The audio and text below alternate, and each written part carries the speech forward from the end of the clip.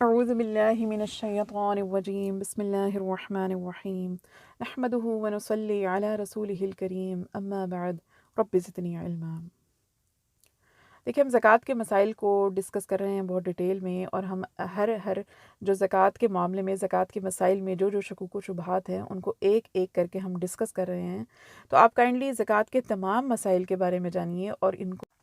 جو مائیں بہنیں ہیں میری ان سے خاص طور پر درخواست ہے، خدا را اپنے بچوں کو زکوٰۃ کے مسائل کے بارے میں سمجھائیے، تاکہ جس دن وہ صاحب نصاب ہوں ان کے علم میں یہ چیز ہو کہ وہ صاحب نصاب ہو چکے ہیں اور زکوٰۃ ان کے پر لازم ہو چکی ہے۔ اگر آپ بحیثیت والدین ان کو ان مسائل کو نہیں سمجھائیں گے تو پھر وہ اس معاملے میں دین کے ایک انتہائی اہم رکن میں کوتاہی کریں گے، اور اس کا گناہ یقیناً آپ کے اوپر جائے گا، کیونکہ آپ نے ان کو ان مسائل کی آگہی ہی نہیں دی ہے۔ تو اگر ہم یہ دیکھیں کہ زکوٰۃ کس طرح کے مال پر ادا کی جاتی ہے، تو زکوٰۃ در حقیقت 5 طرح کے مال پر ادا کی جاتی ہے، جن میں سے پہلے نمبر پر سونا، دوسرے نمبر پر چاندی، تیسرے نمبر پر کیش، چوتھے نمبر پر سامان تجارت، اور 5ویں نمبر پر جانور۔ پہلے ہمیں یہ بھی دیکھنا ہے کہ زکوٰۃ دینے کے لیے آپ صاحب نصاب ہونے سے کیا مراد ہے۔ زکوٰۃ دینے کے لیے صاحب نصاب ہونے سے یہ مراد ہے کہ کسی عاقل یا بالغ انسان کے پاس اتنا مال آ جائے کہ جس کے اوپر زکوٰۃ لازم ہے، اور جس دن زندگی کے جس حصے میں، زندگی کے جس دن، جس گھڑی، جس لمحے میں اس کے ہاتھ میں یعنی کہ اس کی ملکیت میں اتنا مال آ گیا کہ جس کے اوپر زکوٰۃ لازم ہو جاتی ہے، اس دن سے وہ صاحب نصاب ہو جاتا ہے۔ بس، اور صاحب نصاب ہونے کو آپ ہمیشہ جب بھی دیکھیں گے وہ اسلامک کیلنڈر کی ڈیٹ کو دیکھیں گے۔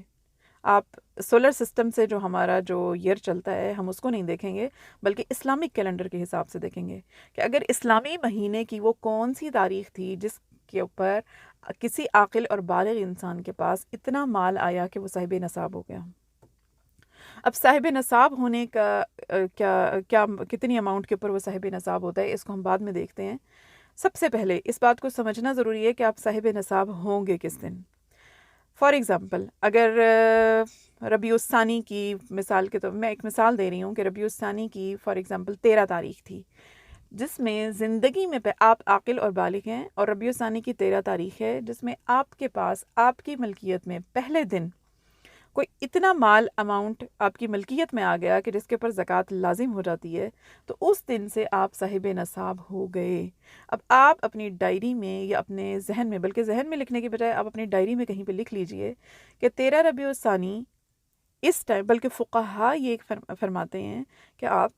وہ ڈیٹ کے ساتھ ہی وہ وقت بھی لکھیے۔ فار ایگزامپل 12 بجے کا وقت ہے، 2 بجے کا وقت ہے، یعنی کہ اگر آپ تقویٰ کی طرف جانا چاہتے ہیں تو پھر آپ ایون ٹائم بھی نوٹ کر لیجئے کہ اس ٹائم پہ میں صاحب نصاب ہو گیا ہوں آج۔ تو یہ سمجھنے کے لیے کہ آپ کس ٹائم صاحب نصاب ہوئے ہیں، در حقیقت یہ والدین کی ذمہ داری ہے کہ وہ اپنے بچوں کو یہ بتائیں کہ زکوٰۃ کا نصاب کیا ہے، اور ان کے بچے، تاکہ ان کے بچوں کے علم میں یہ چیز ہو، اور جب بھی وہ زندگی کے جس حصے میں صاحب نصاب ہو جائیں تو ان کو اس چیز کا علم ہو کہ آج سے ہم صاحب نصاب ہو چکے ہیں۔ اب 13 ربیع الثانی کو آپ صاحب نصاب ہو گئے، 13 ربیع الثانی کے بعد آپ کا سال شروع ہو گیا۔ آپ نے سنا ہے نا کہ زکوٰۃ اس مال پر ادا کی جاتی ہے جس کو 1 سال کا عرصہ گزر چکا ہو۔ تو اب میں آپ کو یہ بتاؤں گی کہ وہ 1 سال کا عرصہ گزرنے سے در حقیقت کیا مراد ہے، کہ جس دن آپ صاحب نصاب ہو گئے، فرض کریں 13 ربیع الثانی کو آپ صاحب نصاب ہو گئے، اب اس کے بعد آپ دیکھیں گے اس اگلے سال 13 ربیع الثانی کو اپنی زکوٰۃ کا حساب لگائیں گے کہ اب اس ٹائم آپ کی ملکیت میں کیا کچھ موجود ہے۔ اب یہاں پر جو سب سے بڑی غلطی اکثر ہوتی ہے وہ یہ ہوتی ہے کہ جب آپ صاحب نصاب ہو گئے اور اس ٹائم آپ کے پاس اتنا مال تھا، اب سال کے دوران میں وہ مال گھٹتا ہے یا بڑھتا ہے یا ایون 0.1% بھی ہو جائے، تو اس سے اس بات پہ کوئی فرق نہیں پڑتا کہ آپ اگلے سال 13 ربیع الثانی کو آپ یہ سوچیں کہ میرے مال کو تو 1 سال نہیں گزرا ہے تو میں اس کو فار ایگزامپل اپنے 13 ربیع الثانی کو آپ صاحب نصاب ہوئے،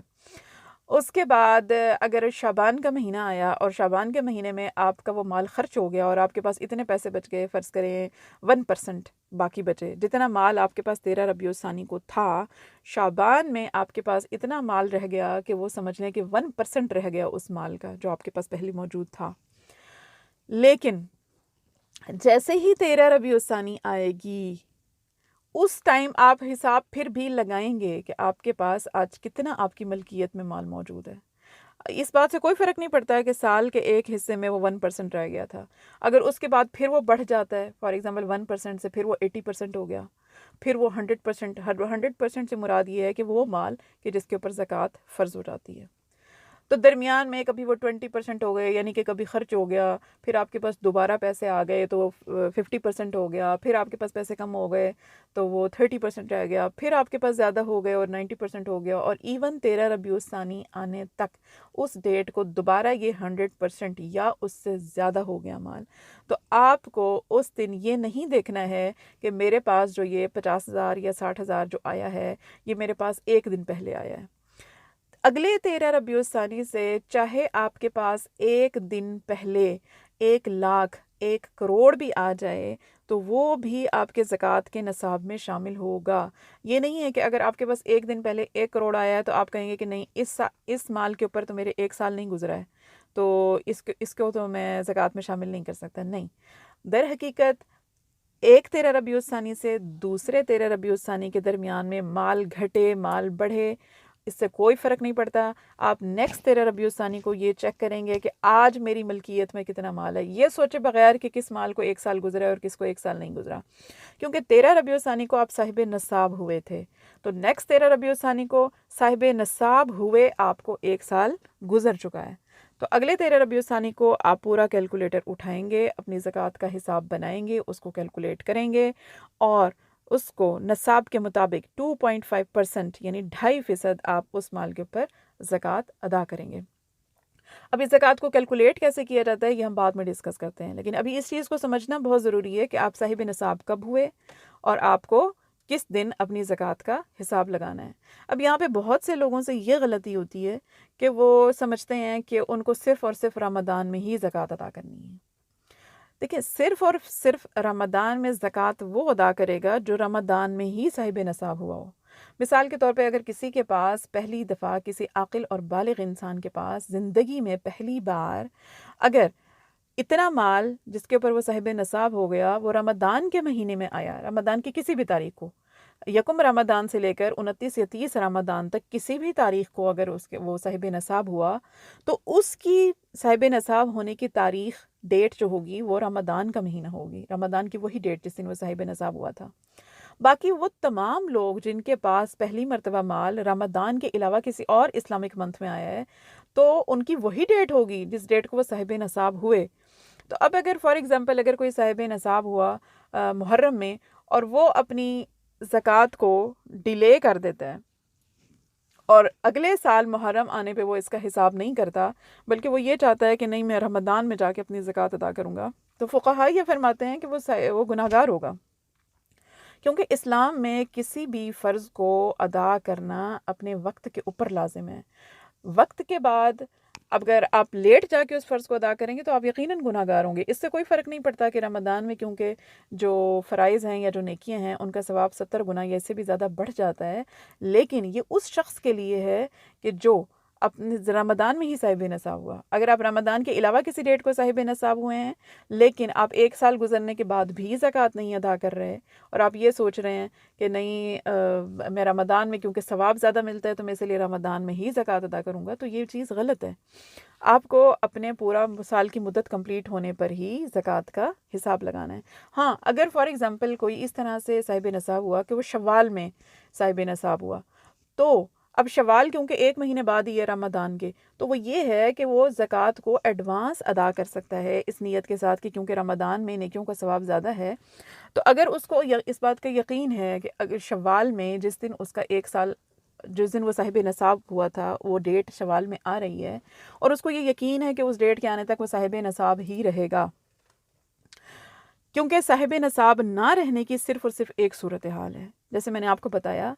कि साहिब नसाब अब अगर आप एक डेट को हो गए तो अगले साल उसी डेट को जाकर आप अपनी ज़कात को कैलकुलेट करेंगे। दरमियान में माल घटता है बढ़ता है 0.1% रह जाता है, इस चीज़ से कोई फ़र्क नहीं पड़ता। सिर्फ एक सूरत हाल ऐसी है कि जिसमें आपके साहिब नसाब होने की जो डेट है وہ بدل جائے گی، ریز ہو جائے گی بالکل، اور نئی ڈیٹ سلیکٹ کی جائے گی۔ اب وہ کون سی صورتحال ہے، اس صورتحال کو سمجھنا بھی بہت ضروری ہے۔ اگر فار ایگزامپل آپ ایک بار زندگی میں جب پہلی بار عاقل و بالغ انسان جب صاحب نصاب ہو گیا،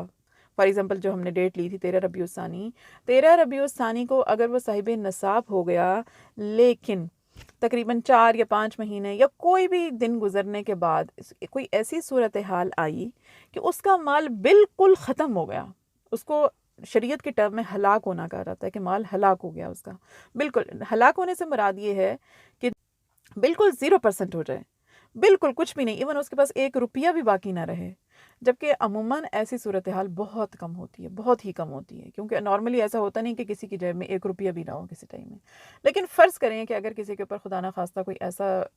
سچویشن بن گئی ہے کہ اس کا مال بالکل ہلاک ہو گیا، اس کے پاس 0% ہے، اس کے پاس کوئی بھی مال موجود نہیں ہے، نہ اس کے پر کوئی کیش ہے 1 روپے کا، نہ اس کے پاس کوئی سونا ہے، نہ چاندی ہے، نہ سامان تجارت ہے، تو ایسی صورت میں یہ ہے کہ وہ اپنی وہ جو ڈیٹ تھی 13 ربیع الثانی کی، اس کو بالکل ریز کر دے گا اس دن، کہ اب نئی ڈیٹ سلیکٹ کی جائے گی اس دن جس دن وہ دوبارہ صاحب نصاب ہوگا۔ فار ایگزامپل اب اگر وہ صاحب نصاب ہوا 21 محرم کو، تو اب 21 محرم کی ڈیٹ وہ دوبارہ سے شروع کرے گا کہ اب اس ڈیٹ کو وہ صاحب نصاب ہو چکا ہے۔ اب اگر جب بھی وہ ڈیٹ کا اپنی زکوٰۃ کا حساب لگائے گا تو وہ 21 محرم سے ہی شروع کرے گا اپنا سال، اور اگلی 21 محرم پہ جا کے وہ اپنا زکوٰۃ کو کیلکولیٹ کرے گا اور دیکھے گا کہ آج اس کے پر کتنی زکوٰۃ بنتی ہے۔